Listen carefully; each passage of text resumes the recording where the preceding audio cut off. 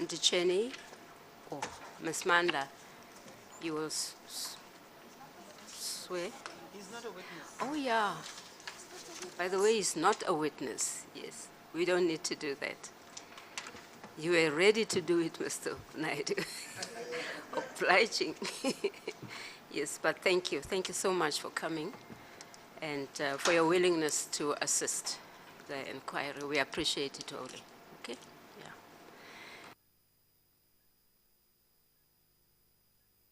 Yeah. Ms. Bauer, do you have any particular housekeeping issues? Can we deal with it after Mr. Naidu's submissions? That's perfect. So, Mr. Naidu, it means you are the witness of the panel. Yeah? You are in our hands. Thank you very much, Chairperson. I appreciate this opportunity to share some thoughts with the members of this panel in this important process. Let me start by telling you who I am and why I'm here. I am the Executive Secretary of the Council for the Advancement of the South African Constitution. Sorry, Mr. Naidu, I'm the resident choir master. If you could, please. Okay. I'm the Executive Secretary of the Council for the Advancement of the South African Constitution, a non-government public interest organization that has been in existence since September 2010, and it's a position I have occupied since that time.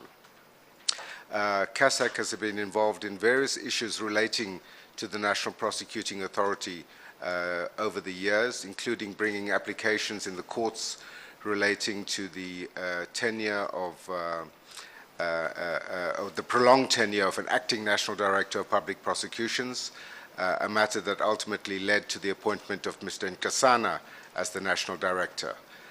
We were also a party to the application that sought to set aside the termination agreement and settlement agreement with Mr. Nkosana, which was determined by the Constitutional Court in August last year.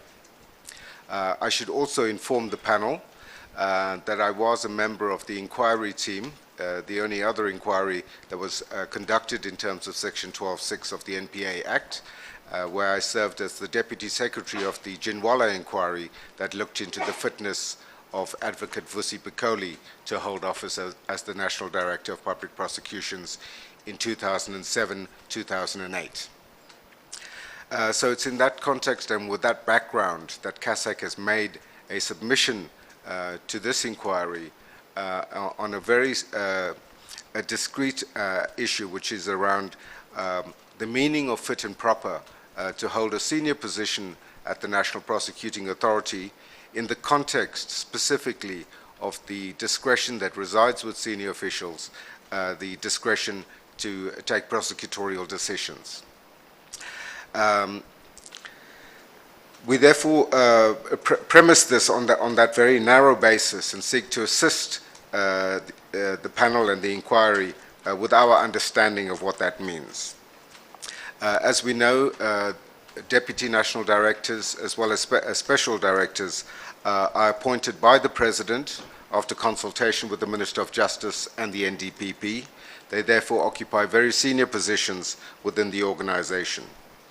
But unlike the NDPP, they are not appointed on a fixed-term contract of 10 years, such as the NDPP, and they remain in office until the age of 65. However, the process for their removal from office mirrors that of the NDPP as provided for in Section 12(6) of the NPA Act, which is why this inquiry is being conducted. And we believe that this reflects both the seniority of the position as well as acknowledges the importance of insulating these senior officials from undue influence in the execution of their responsibilities. In respect of the fit and proper test, this is something more than just an abstract question of whether someone is generally a fit and proper person to hold an appointment in the organization. Because it is conceivable that someone may be considered to be fit and proper to hold some positions, but not others. For example, membership at a recognized bar is a necessary, but not in itself a sufficient criteria for a senior position at the NPA. And that point becomes very clear when one has regard to the relevant statutory provisions of the NPA Act. Possessing legal qualifications must mean something more than that one has an appropriate law degree. It means, in addition, that the person concerned has been enrolled as an advocate, having been found to have met the professional association standards in that regard. But the fit and proper test must also be considered with regard to the experience, integrity, and conscientiousness relative to the responsibilities of that office. And in her report on the fitness of Advocate Piccoli to hold office, which I've referred to earlier, Dr. Freni Janwala noted that in addition to appropriate legal experience, an NDPP must also possess managerial and leadership skills to enable her or him to effectively discharge their obligations. And her report states, and I quote, "The notion of integrity relates to the character of a person, honesty, reliability, truthfulness, and uprightness. Conscientiousness, on the other hand, addresses something related but different. It relates to the manner of application to one's task or duty, thoroughness, care, meticulousness, diligence, and assiduousness." She went on to state that there must be an appreciation of the significance of the role a prosecuting authority plays in a constitutional democracy, the moral authority that the prosecuting authority must enjoy, and the public confidence that must repose in the decisions of such an authority. It may therefore be argued that the test for fitness at the time of appointment would constitute an examination of the personal attributes of a candidate at that time, whereas the test as to whether an incumbent remains a fit and proper person when considering their removal from office embraces an examination of the impact of their conduct on the institution of the NPA as a whole, including public perceptions of it. And we would therefore say that a more stringent test should be applied when contemplating removal from office of either a Deputy National Director of Public Prosecutions or another senior official. We know that the decision to prosecute has to be taken in terms of the prosecution policies that are drawn up in terms of the Constitution and the NPA Act. And the Act adds important details to the constitutional provisions of the power to institute criminal proceedings on behalf of the state. At the very center of the decision to prosecute is the following statement in the prosecution policy document. Again, I quote, "In deciding whether or not to institute criminal proceedings against an accused person, prosecutors must assess whether there is sufficient and admissible evidence to provide a reasonable prospect of a successful prosecution. There must indeed be a reasonable prospect of a conviction, otherwise the prosecution should not be commenced or continued."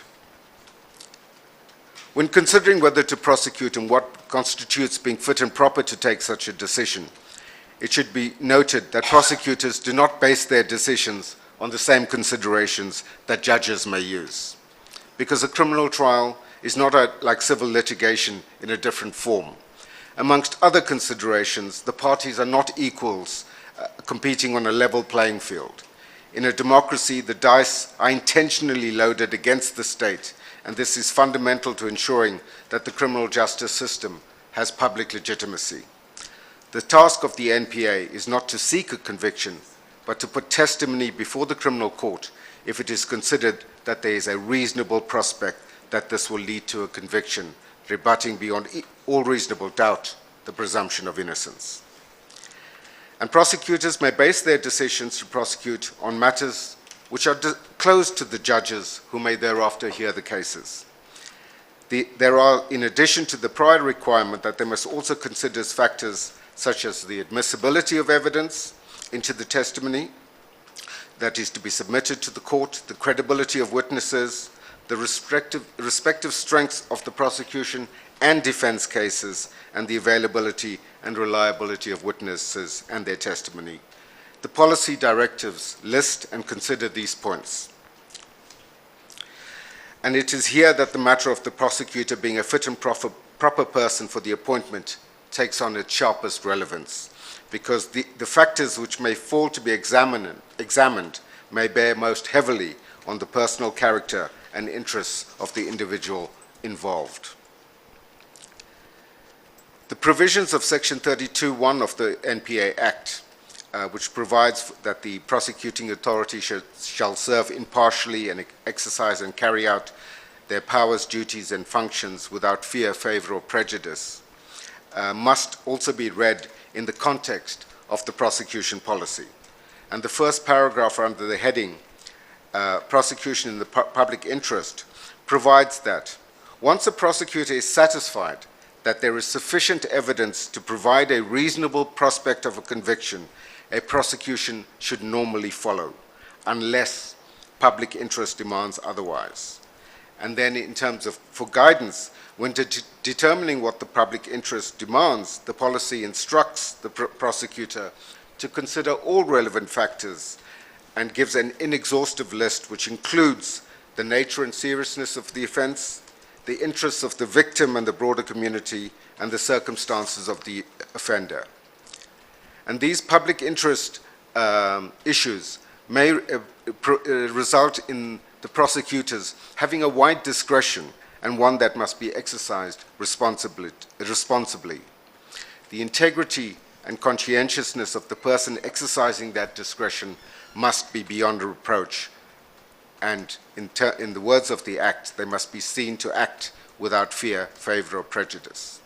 However, we know that there is a clear tension in this regard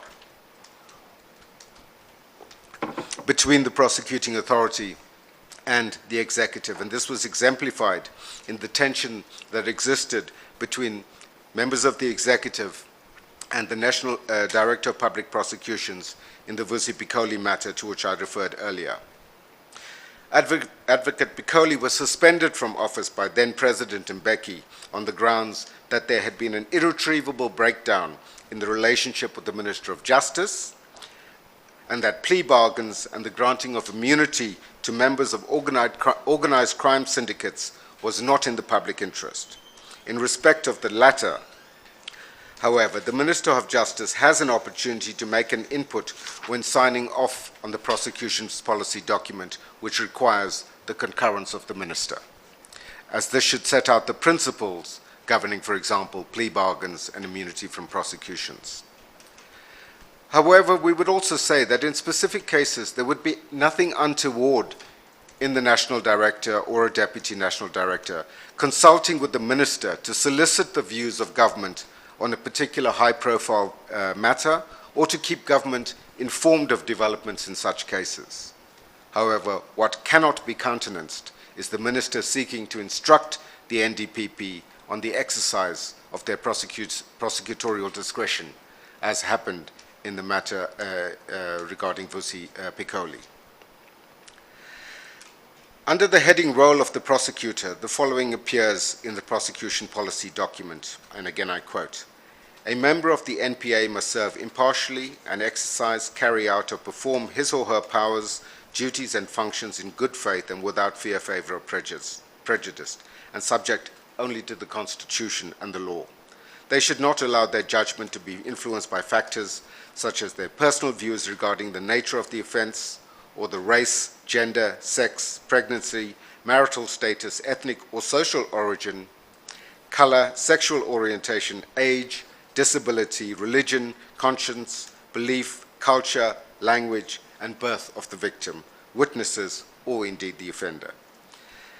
The second sentence of that, whilst it has a feel-good sense to it, must somehow be reconciled with the public policy issues to which I referred earlier. And prosecutors may be advised to seek guidance on precisely such matters as these, and they may be influenced by them, but they cannot be directed by them. The guidance that is supplied by the Code for Crown Prosecutors in England and Wales may provide some assistance in this regard. And it provides that the independence of the prosecutor is central to the criminal justice system of a democratic society. Prosecutors are independent from persons or agencies that are not part of the prosecution decision-making process. CPS prosecutors are also independent from the police and other investigators. Prosecutors must be free to carry out their professional duties without political interference and must not be affected by improper or undue pressure or influence from any source.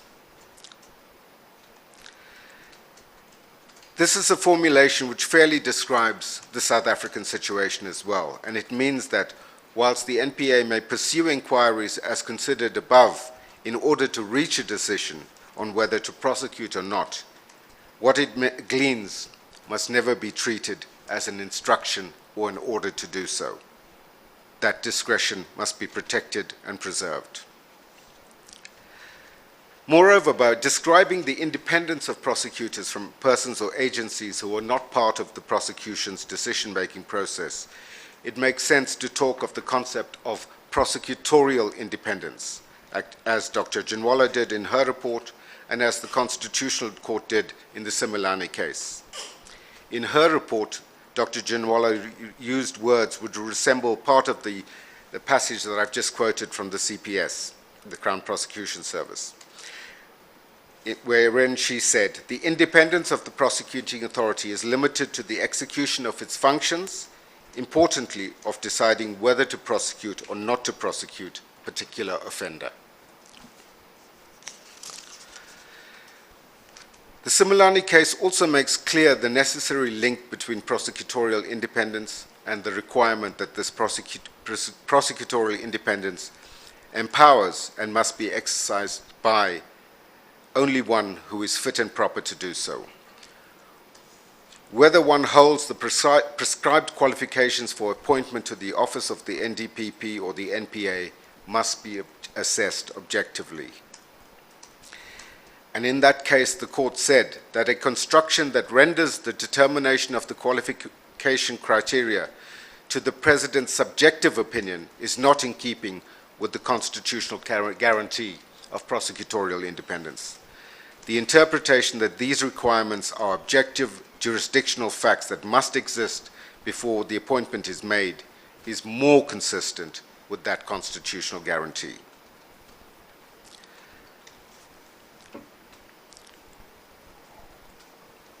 Prosecutors, be they the NDPP or deputies or directors, are not in the business of seeking public popularity, of being loved. They should rather aspire to be respected for doing the right thing. Their task is demanding and involves discretionary powers which require strength of will and unswerving resolution in the teeth of what may be fierce pressure, especially from members of the National Executive. The NPA Act carries us through to its logical conclusion. And in summary, we say that if the contemplated ground for the removal of the National Director or Deputy National Director is that one of these has ceased to be a fit and proper person to continue to hold office, the incumbent must be suspended by the President in order to facilitate an inquiry such as this. And by using such a mechanism of an inquiry, followed again by a resolution of Parliament, the authority and legitimacy of the office of the National Director, a Deputy National Director, and Director are protected from the whims of a President acting purely subjectively. It is within the parameters of prosecutorial independence that the National Director, Deputies, and Directors must exercise a discretionary decision whether or not to commence or to later withdraw proceedings. Where there is evidence that one may be unable to meet this standard, then such a person may properly be regarded as unfit for the office and not a proper person to be appointed or to continue in that office. I thank you, Chairperson. Thank you, Mr. Naidu. Thank you. But before we ask Council whether they have any questions for you, can we just take the opportunity to do that, so that if Council start talking to you, then they have the benefit of the questions that we will ask of you. Okay?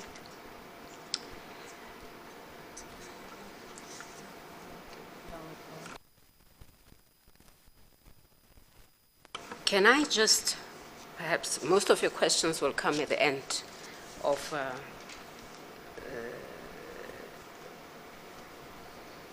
or after Council has asked you some questions. You say, or let me ask it this way. What would the President have to take into account when she appoints, no, a president, when she appoints, let's say, a national director and her deputy, for example? What are the critical considerations which a president can or should take into account in order to respond to the notion of fit and proper? I know we have our constitutional requirements, but you might want to expand on the ideas which, or the issues which would feed into those constitutional imperatives. You understand what I mean? Thank you. Thank you, Chairperson. I think the answer is partially provided in the legislation, which says that the fit and proper has to be, a fit and proper test must be conducted in relation to the office concerned. So it's not an abstract concept of what may constitute fit and proper, which is why I drew a distinction earlier between fit and proper to be admitted to the bar, for example, and being fit and proper to hold the office concerned. So whether it be that of the national director or of a deputy, I think the importance of the powers of that office have to be taken into account. And that's why we say a much more stringent test needs to be applied in that regard, regarding the conscientiousness, integrity, and independence of that person. And the President, when considering for appointment a person to such a senior office, would need to take that specifically into account. And looking at the time of appointment, one would only be able to look at the previous experience of such a person, wherever they may have gained that experience, to try and assess whether they have demonstrated such conscientiousness, integrity, honesty, and integrity in doing their jobs, and in terms of the public profile that such a person may hold, and the esteem with which that person is held, because public perceptions cannot be ignored when one considers issues of independence. This is something that the Constitutional Court has spoken about in the Glenister case, that the considerations of independence are greatly influenced by public perceptions of that independence. So I think there's a whole gamut of issues that a president must consider in that regard, but all must be done in relation to the high responsibilities that are placed on the office of the National Director of Public Prosecutions as the ultimate body responsible for taking decisions in the institution of criminal proceedings in the Republic. And talking about public perceptions, do you distinguish between public perception and public pressure? Public pressure which may be borne to bear on a prosecutor or prosecuting authority as presented in the media, for example, all levels of the media. And what role would that play with regard to the exercise of prosecutorial discretion? How is a prosecutor expected to conduct that discretion in the midst of public perception, negative or positive, and public pressure borne on her when she has to make a discretionary decision, either to prosecute or even to withdraw charges and lay charges. I just need to know what is expected in our situation, in the context of our constitutional imperatives. Thank you, Chairperson. I think public pressure, as you put it, would be part of how one would interpret public perceptions. It can't be the overriding factor, but be one of many factors, because there would be interest groups that have a particular interest in one or other outcome of a prosecutorial decision, and that cannot be allowed to dominate the broader understanding of the issue of public perceptions. And whilst, as I said earlier, taking these tough decisions is not about a popularity contest. So sometimes one needs to go against the grain in order to do the right thing. And I think that's the kind of strength of character that is sometimes required to resist pressure, whether it comes from the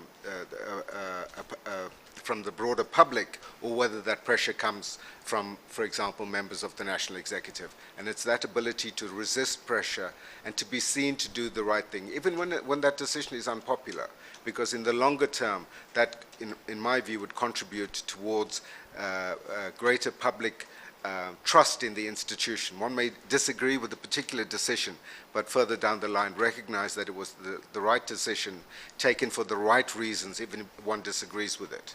And I think in that regard, this is where there is an onus on the person taking that decision to, at times, and obviously this cannot apply in every case because it would inundate senior officials at the NPA. But they also need at certain times to take the public into their confidence regarding why certain decisions were taken in the way that they were taken. So to assure the public that the law and the Constitution is what was foremost, those are the principles that were applied to the facts in a particular case, and that the prosecutor has exercised her or his discretion with due regard to that constitutional responsibility, regardless of what a popular view within the public domain might entail.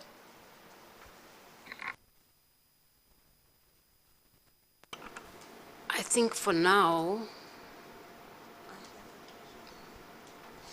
okay, Ms. Vilakazi has a question for you. Mr. Naidu, I actually just wanted to find out from you, how does one balance the individual rights, the independence of the prosecutorial independence, and the protection of the integrity of the office, with regards to public perception?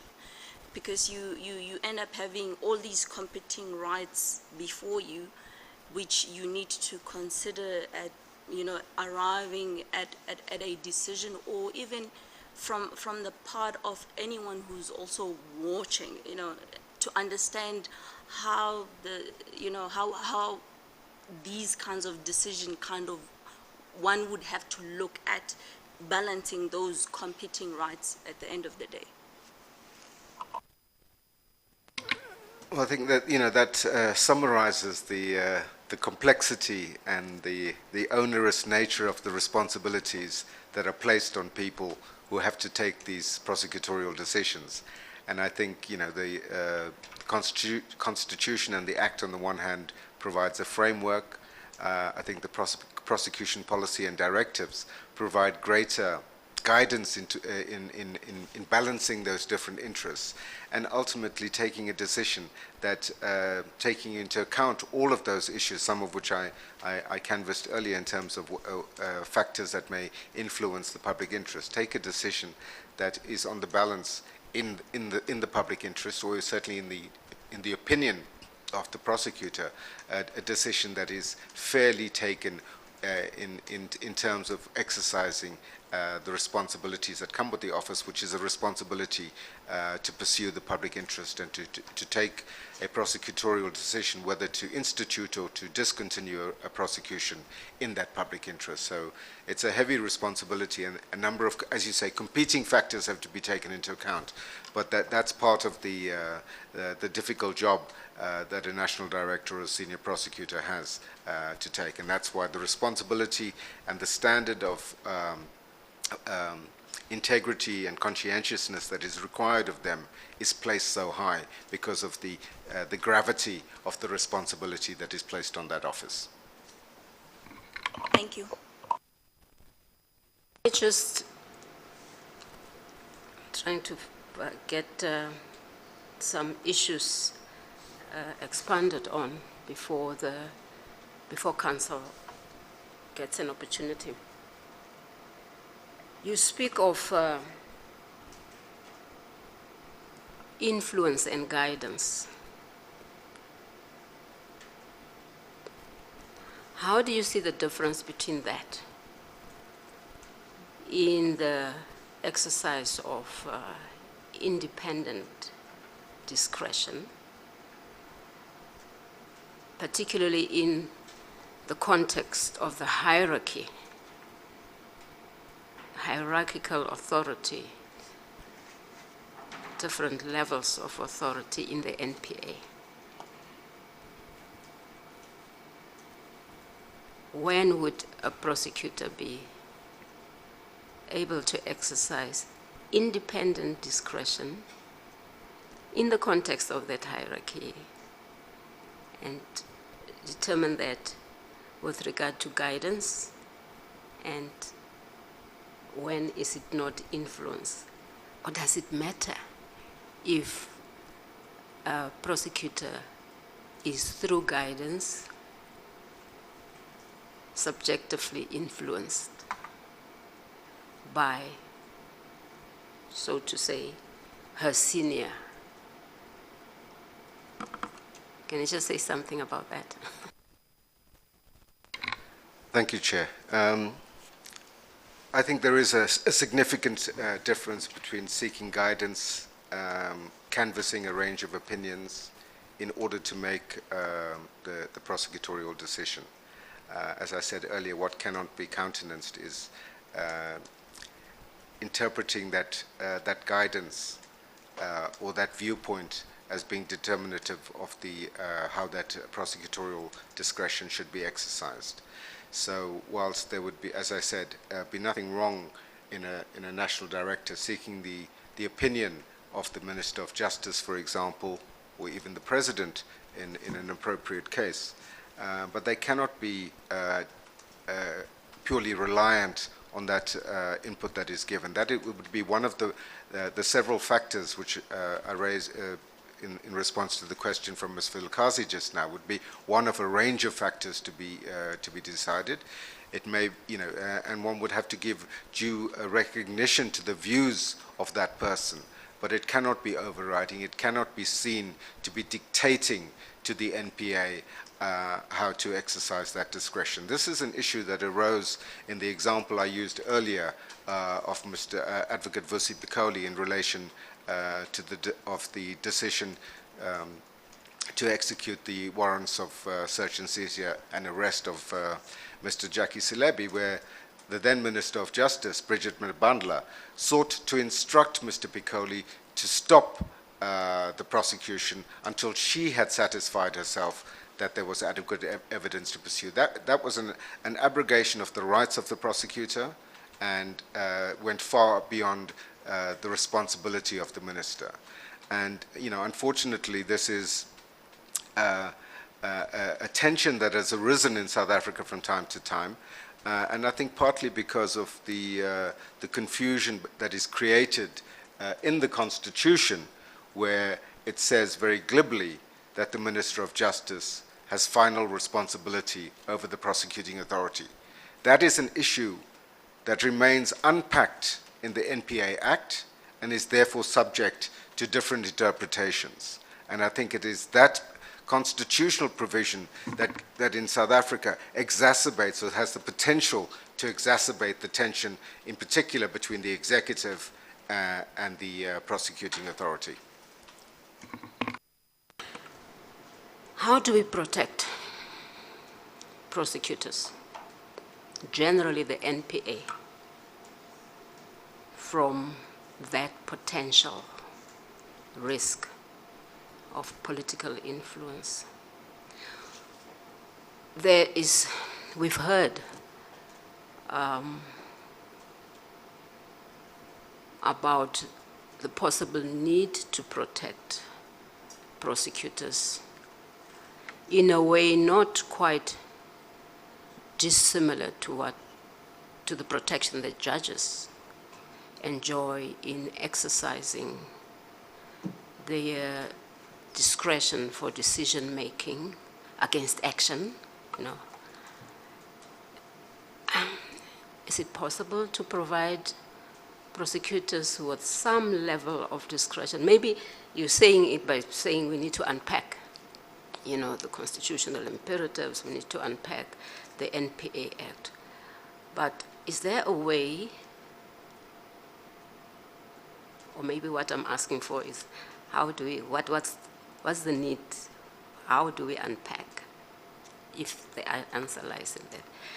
But just tell us, is there a need to give prosecutors constitutional / legislative protection?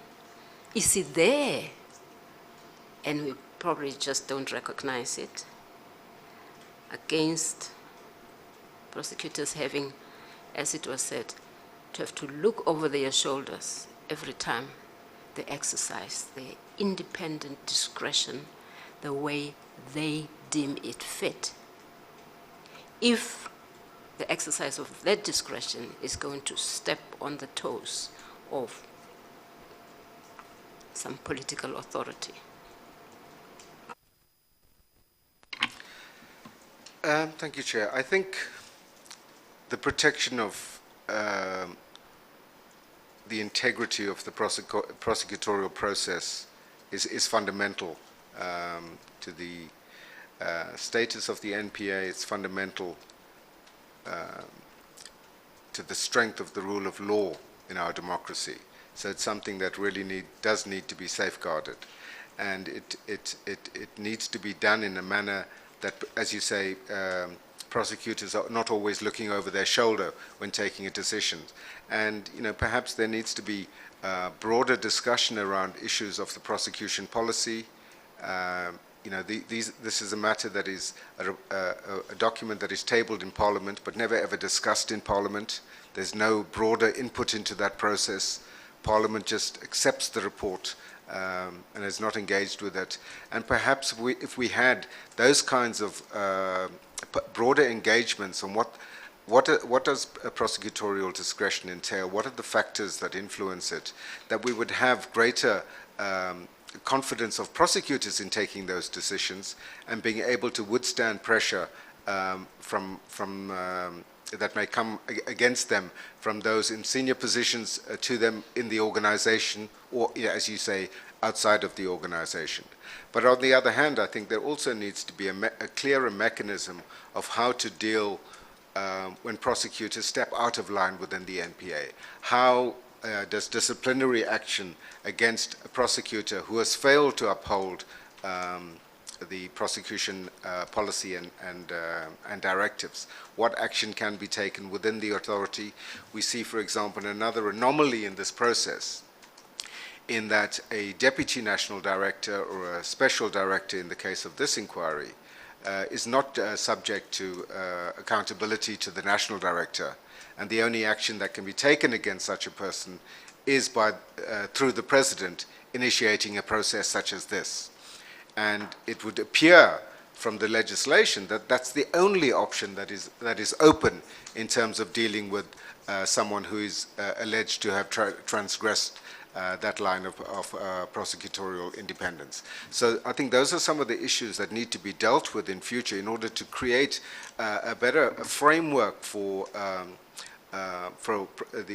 prosecutors within the NPA to know exactly how to exercise that discretion and what the implications are when they step out of line. I think for now, that is all from me. And then we'll give council an opportunity, if they so wish. And I don't know who will start first. Mr. Rip or If I will may, you? Madam Yes, you Chair. may. Thank you very much, Mr. Naidu. There's nothing that I disagree with in your presentation. But it does seem to present the ideal in a democratic society, and we need to strive towards that ideal. I take it that you agree that the tests and the standard that you've expounded must then be applied to the facts of a particular case. In this case, the facts that's before the panel. I think the machine just needs to pick up your answer. Indeed, I do. We sought to provide the framework for the panel to apply those the set of facts and the evidence that has been presented here, which is why we have not commented on the facts of this particular case, but seeking to provide merely the framework in terms of which those facts must be understood. And we want to say that we are indebted to you for presenting such a framework. It's extremely helpful. There's just some aspects that I would like to tease out. And the first one was obviously that the framework needs to be applied to the facts and to the evidence that's before the panel. Now, the chair asked you about the hierarchical framework within which prosecutors, and in particular the National Director of Public Prosecutions, and absent the National Director, the acting National Director of Public Prosecutions operate. You recall that question? And yeah, just again for the transcript. Yeah. Yes, I do. Yeah. Now, Sorry, if you bring it closer to you, then you will remember to yes.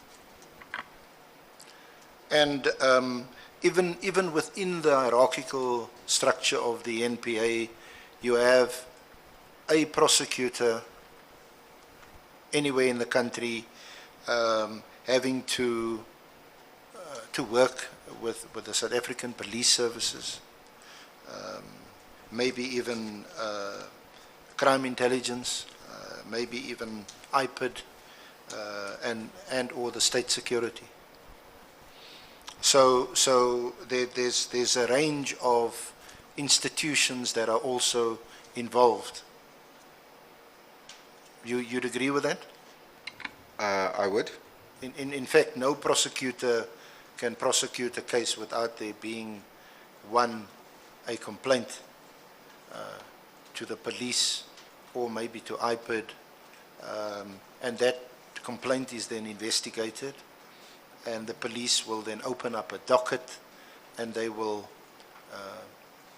accumulate the information and then present it to a prosecutor to decide whether or not to prosecute. That's normally how it works. That's my understanding of the process, yes. And then in the case of a National Director of Public Prosecutions, you have you have your special prosecutors in charge of special projects. You have your directors of public prosecutions. You have your regional heads. And then, of course, you have your deputies within the office. So it's a whole structure. Yeah. Yes, there is. Yeah. Yeah. So within that structure, I think the chairperson asked you quite a relevant and important question. In those circumstances, what role does independence play in relation to the NDPP or an acting NDPP or a deputy?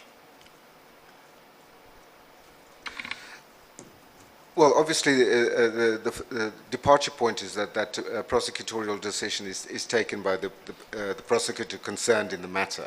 But as the legislative framework provides, the national director has the ability to review that decision on occasion if she or he believes that it does not conform with the prosecution policy and directives and with the approach of the NPA itself.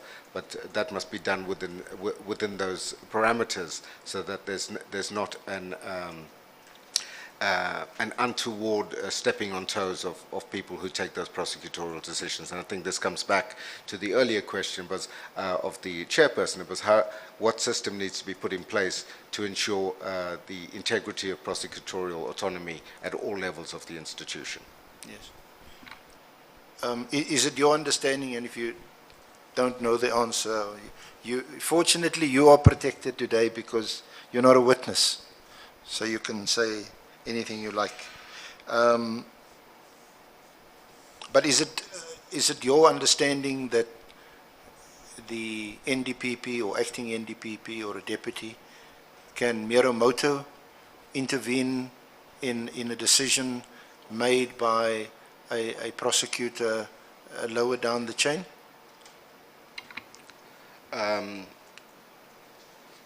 I would say not. There would have to be, I would assume that there would need to be prima facie grounds for them to be able to do so, and they cannot simply intervene willy-nilly. But I mean, I don't know the detail of it, and I don't, can't think of an example where that might have applied. Yeah. Now, you would also appreciate and maybe even agree with me that there are literally thousands of cases that goes through the offices of the NPA weekly, monthly, yearly, and yes, a handful of them might be so-called high-profile cases. You'd agree with that? Indeed, I would. Yeah. And you will also agree that the NDPP or an acting NDPP, unless of course he or she can request it, there's no reason why, but they can't trawl through each and every docket or even one single docket that may constitute several lever arch files. Indeed, that is the case. It would be unrealistic for that expectation to exist, and I think that's why one needs to have a robust framework within the NPA so that decisions are taken by prosecutors across the country on a consistent basis. So you would agree, but on the basis of your response, that we need prosecutors from lower down right to the top to be persons of integrity? Indeed, everyone in the NPA should be persons of integrity in order to ensure that there's public confidence in that institution. And if there's an infection, as it were, lower down the chain, it could infect a decision at the end of the chain. Potentially, yes. Now, in a situation where the NDPP, and that's the evidence in this case, would receive several views, opinions from persons in the office of the NPA on a particular prosecution, and the NDPP, and these opinions are conflicting. And if the NDPP decides to adopt or to embrace one particular opinion, would that compromise prosecutorial independence to base a decision on an opinion that he or she prefers over another opinion? Not if the NDPP has applied herself or himself appropriately to those different views and has taken a decision on the basis of the legislative mandate of the institution. At the end of the day, a decision needs to be taken, and so long as that decision is taken in good faith and in pursuit of the constitutional mandate of the prosecuting authority, then I think that would be the correct way to go. And that, because that brings me to a question that I wanted to ask you, and that is, what role does, and if you don't know often, I'll just remind you, Section 42 of the NPA Act provides immunity from prosecution to prosecutors, provided they act in good faith. That's correct, yes. So I can't remember whether you specifically dealt with prosecutorial immunity in the context of your framework and your analysis of how the panel should approach this issue. No, I didn't deal with the issue of immunity at all. Okay. So where a decision was taken, a prosecutor would be protected, i.e. not be liable under the Act, provided the prosecutor acted in good faith. That would appear to be what the legislation says, and I think the overriding issue is that when a decision is taken in good faith, as I said, implementing the legislative and policy framework of the NPA, that would provide that defense. But if there's been a transgression of that policy framework, and if it is deemed that the person has not acted in good faith, then obviously that immunity will not apply. So, if one factors it into your framework and into the inquiry that you suggested, and which I certainly agree with, the panel would have to also look to see whether, if any decisions, and there are, as you know, on the table here before the inquiry, one of the litmus tests would also be whether or not a particular decision maker acted in good faith or not. Indeed, that would be a decision to be made. So there would have to be demonstrable mala fides. There would have to be a demonstrable act of bad faith in order to impugn the integrity of that particular decision maker. Yeah, I mean, I think the issue is whether or not the person has acted in good faith in the execution of their legal mandate, and and that's a decision to be based on the facts before the adjudicating body. And of a particular case. And of a particular case.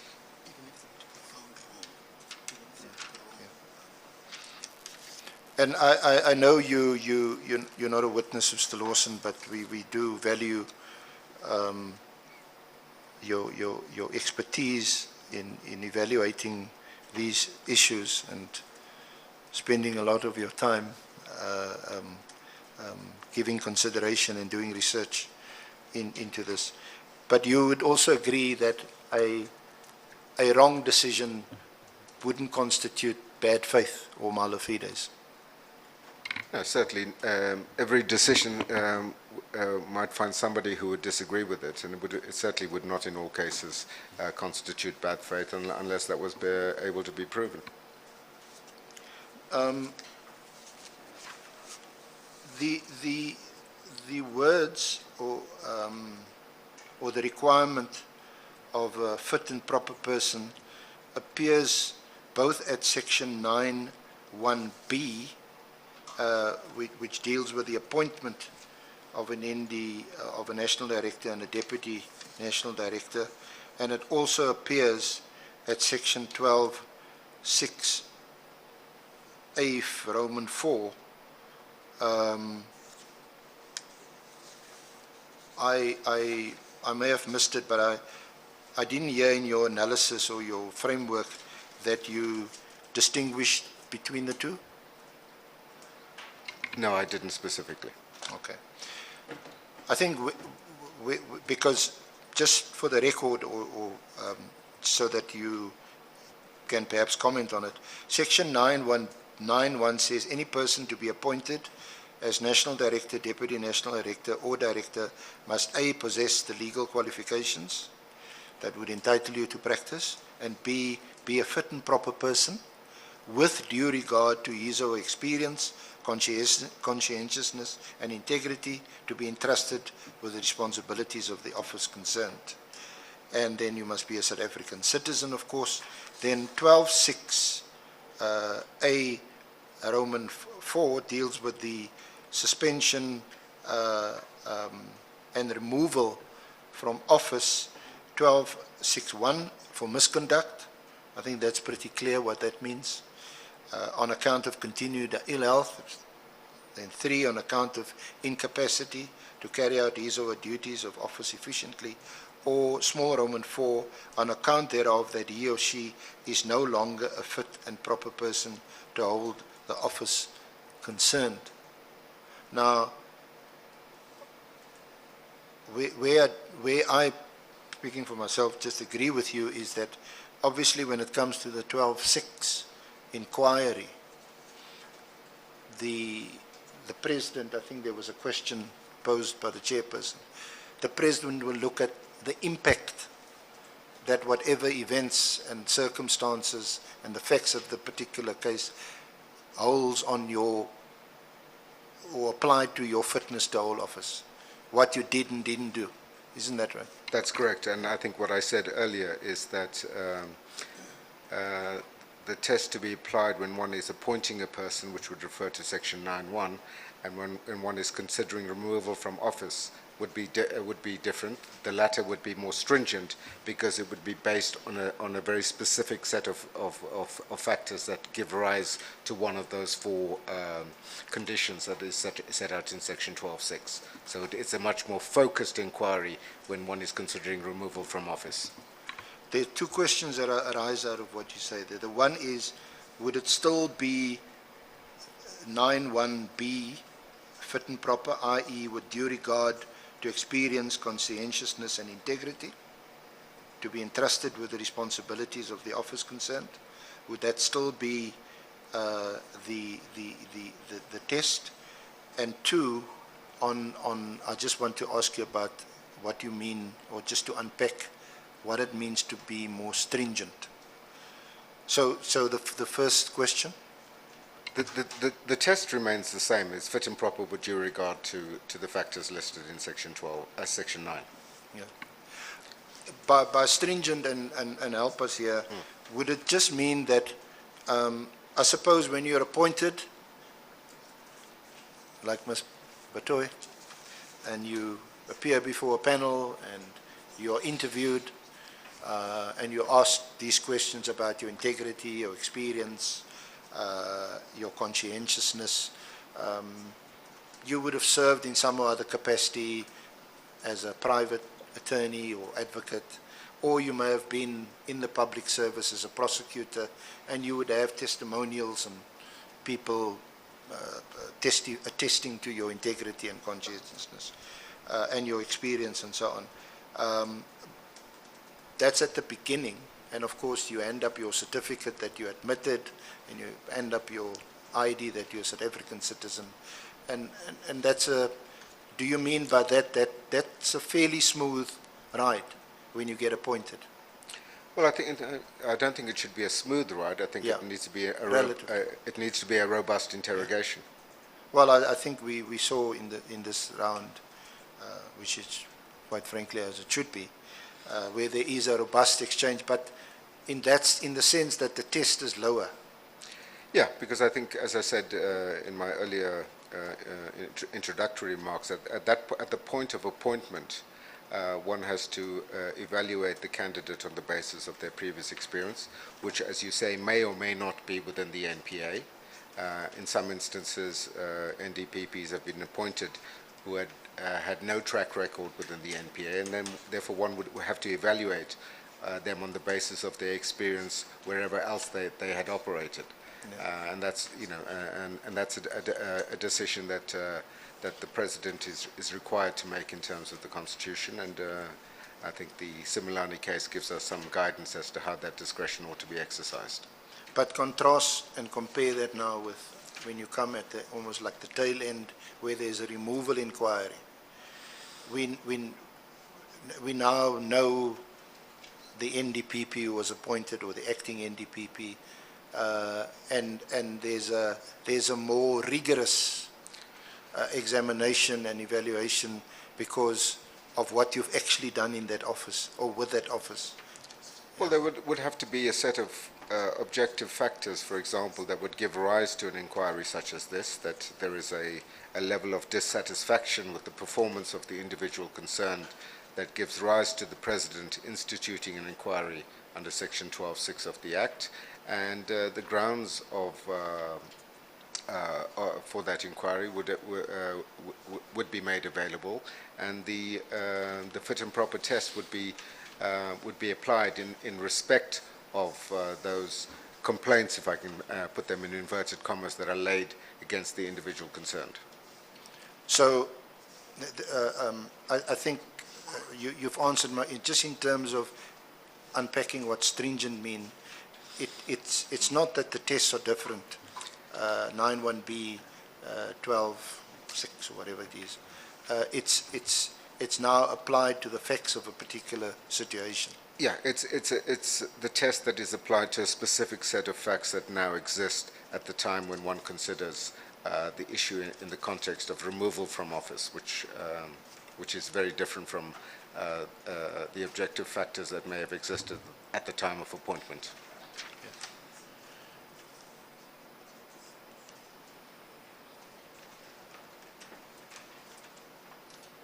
Now, the chair touched on this. What do you mean by public perceptions?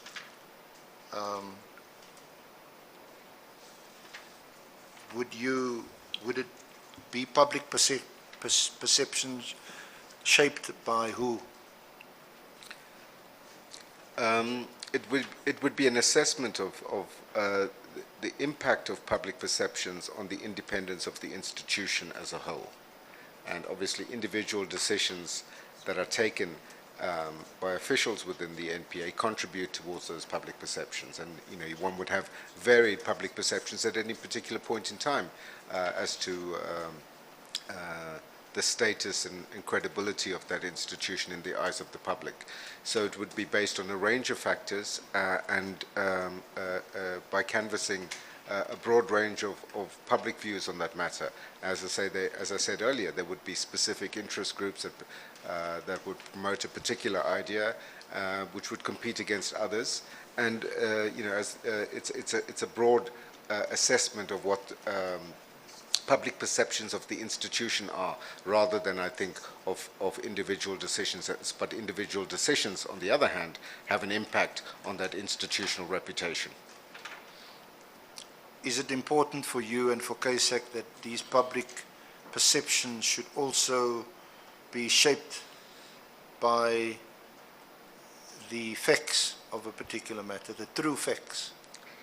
Indeed, as I said earlier, was that even when the prosecuting authority that takes prosecutorial decisions that may be unpopular within the public domain, it should not hinder them from taking those decisions, because it's not a popularity contest. It's about taking the right decision for the right reason.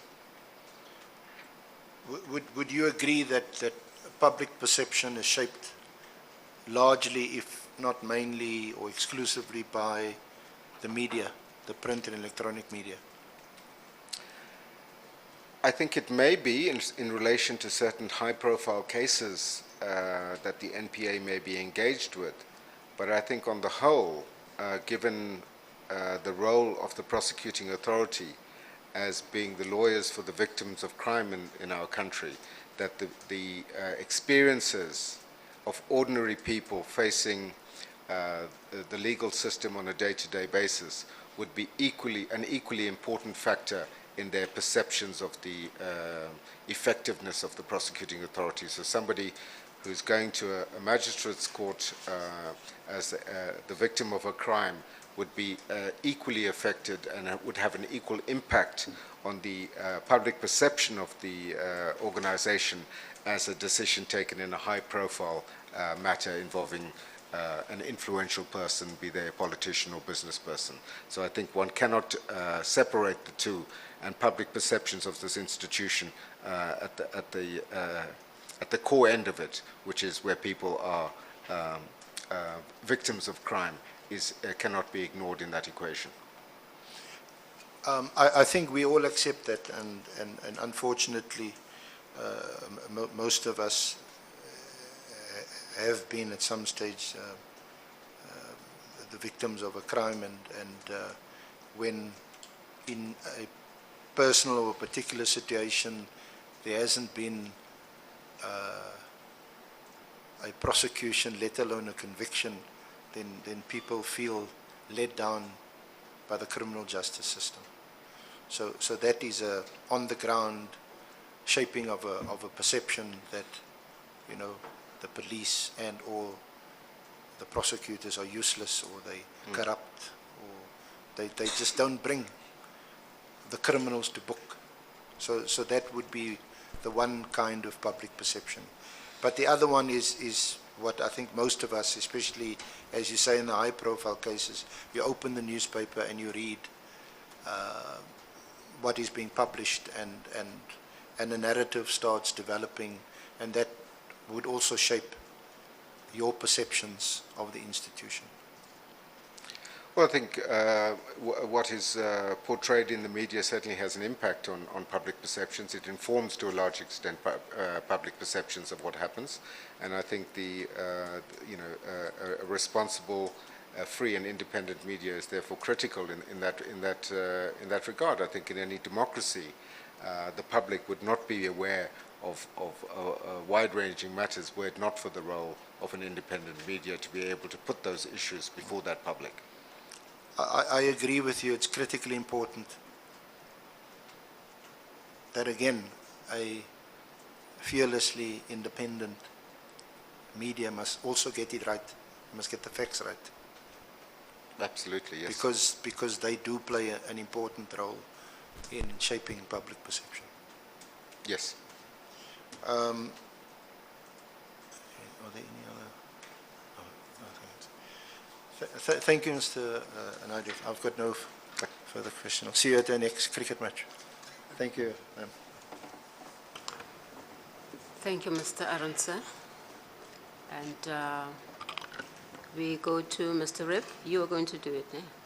Madam Chair, we don't have any further issues we wish to clarify with the submissions. Thank you, ma'am.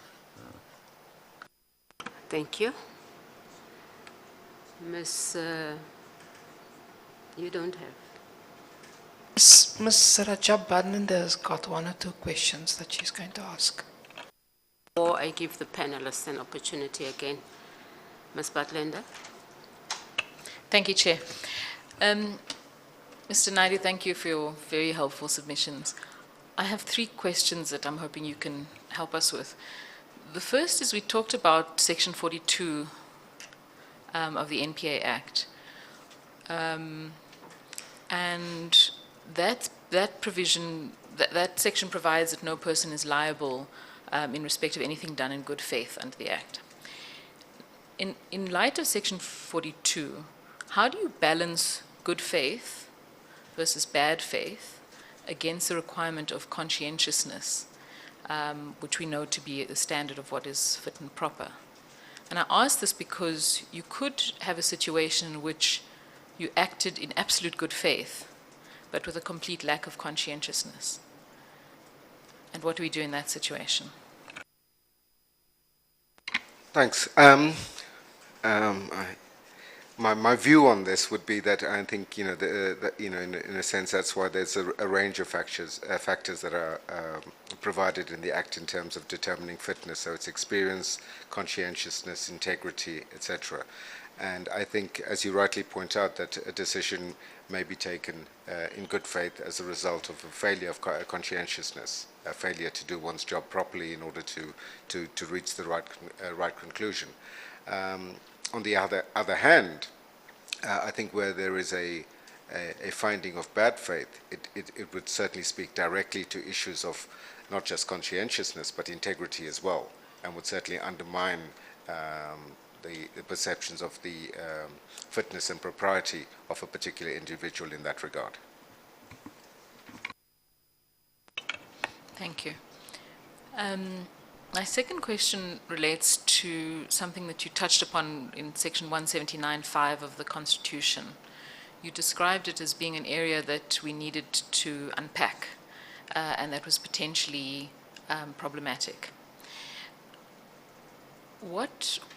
I'm interested in knowing what your interpretation of 179(5) is, because it appears that 179(5) gives the executive a power to be the final arbiter, or not arbiter, but have final responsibility over the NPA. And it's not clear in what circumstances that is and how you balance that with the independence of the institution. Well, my interpretation of that final responsibility of the minister would be that it must be interpreted within the constitutional design that creates the National Prosecuting Authority, that protects the independence of the exercise of prosecutorial discretion, hence the use of the example I had earlier of the Vusi Pikoli matter, that it certainly does not include the right to interfere in prosecutorial decisions. I think it refers to the fact that whilst an institution or an organ of state can be independent, it must also be accountable. And it's the line of accountability that I think is blurred, because the Act talks of the accountability of the NPA to Parliament, as well as in terms of that constitutional provision to the minister. And we know that the minister, in terms of the Act, has other powers in terms of requesting reports from the NPA and so on. So I think there is a grey area there in terms of what is the clear line of accountability of the prosecuting authority, either to Parliament or to the executive. Yes, and so one possible interpretation of that provision would be that that what's intended to be meant by 179(5) relates to things such as to a particular kind of accountability. So, for example, we know that the DG is the accounting officer for the NPA. That doesn't necessarily compromise the independence. It may, but it doesn't necessarily compromise the independence of the organization. Would you agree with that? So that the minister's accountability relates to something other than financial and fiscal accountability, for example. Well, I think it can't relate to more than financial and management accountability of the institution. And I think, as we saw in the matter that led to the inquiry into Advocate Pikoli, it was the conflict that existed between the Director General of the Department of Justice seeking to interfere in the workings of the NPA that led to an unhealthy relationship between the National Director at that time and the Minister of Justice. So it's how one manages and interprets that accountability, and it has to be done in the way of ensuring, as you say, fiscal accountability, fiscal responsibility, without impinging on the independence of that organ. Thank you. And my last question is on something that you dealt with towards the end of the questions from my colleague, Mr. Arnser, and it has to do with the notion of public perceptions. We accept that the importance and the role of public perceptions, as you discussed, Mr. Arnser, but my question is a little bit different. What impact does public trust have on the inquiry? On the inquiry specifically? Well, not on this inquiry, but on the question of the role of public perceptions. How do you balance public perceptions versus public trust? Well, I think the one feeds into the other, and I think public perceptions can change over time. They would be influenced by different issues at particular points in time. But I think one can have an assessment of the general level of public perceptions of an institution over a particular period of time. And I think the prosecuting authority is one of those institutions where question marks have been raised about public confidence in that, which I think speaks to your issue of public trust. And I think public perceptions and trust are, looking at it from two different ends of the same, or looking at it from two different ends, because public trust really comes down to the issue that I raised right at the beginning, is about the strength and of our belief and our commitment to the rule of law, which is the basis of our society, and that's why the integrity of the NPA is so critical in this factor, because it affects not just the issue of a prosecutorial decision in a particular case, but it goes to the very foundation of our constitutional democracy, which is the rule of law. And I think public perceptions in that regard play a really important role in determining public confidence in the rule of law. Thanks very much. I have no further questions, Chair. Can I just ask one last question? Yeah. Who and how are complaints against members of the NPA considered? Is it a self-regulatory setup, or is there? I'm not equipped to answer that question, Chair. You don't know? No. Yeah. Okay. Thank you.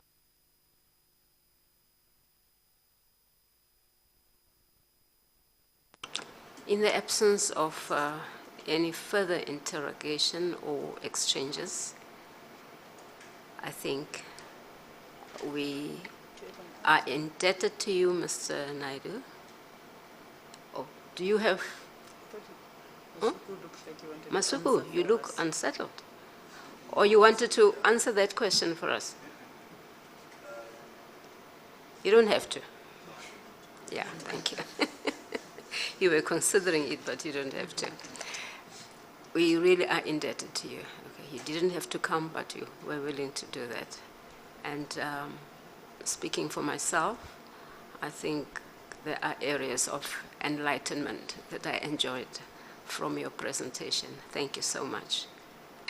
If I may, Chair, you may step down. Just thank you again for the opportunity to share some perspectives with the panel, and as you say, I hope it is useful to you in your deliberations. Thank you very much. Thank you so much.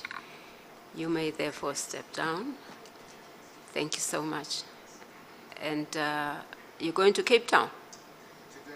To Durban. Travel safely. Thank you.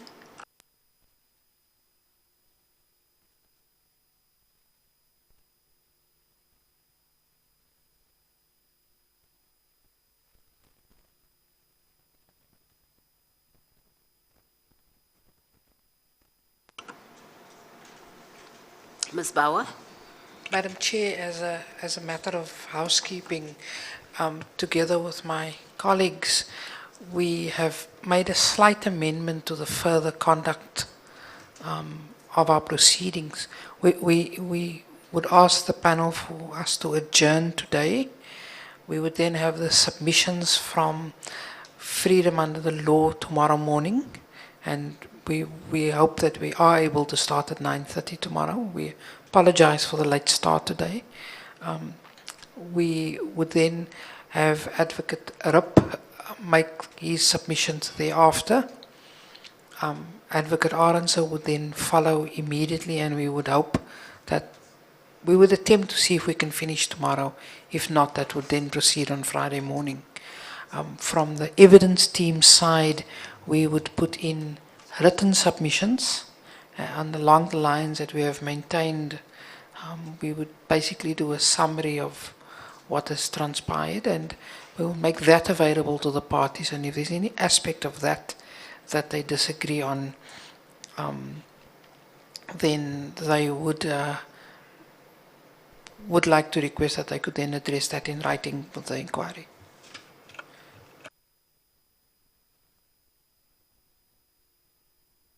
Are there any time frame issues? Well, we would consider putting in our written submissions probably on installment basis, ending on Monday or Tuesday, and then possibly give the parties a day or two to respond there to. It depends. I'm trying to do an assessment of how much work we've still got to do, and you would appreciate that we've come off the back of 2 sets of cross-examination and considerable days of hearings in an attempt to pull all of that evidence together in a coherent manner, most helpful to yourselves. And so we are hoping that Monday, Tuesday we would see the light of day, but we would probably furnish part of it this week.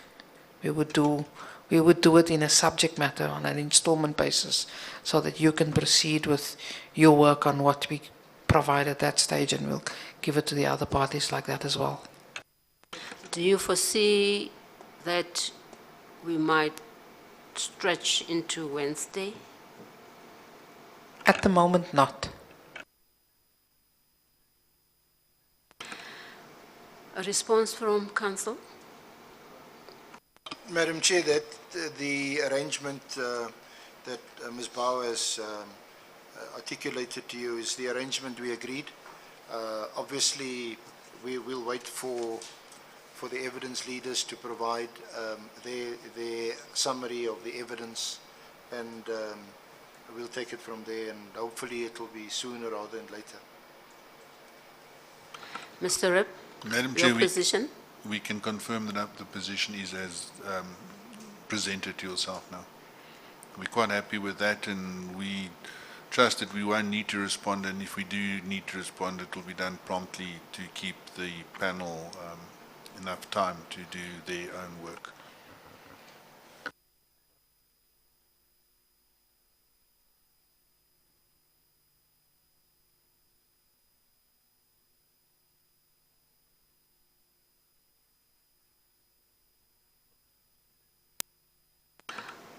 We are inclined to, as the panel, to probably give you a chance to stretch into Wednesday if needs be. Okay, but we hope that you'll be able to do it, all of it on Tuesday, instead of doing it. Yeah, okay, yes, thank you. So we adjourn 9:30 tomorrow. until 9:30 a.m. tomorrow. Mr. Rip? We trust the further state Mr. machine will Arons, sir? behave itself. Yes, We trust you. I'm available at 7 o'clock you are tomorrow. available. Yes, I'm here in yeah. Gauteng. Yeah, but welcome back from the Caster Semenya Thank you. issues. We know that you presented as well. Okay, thank you. Thank you, everybody. See you tomorrow at 9:30.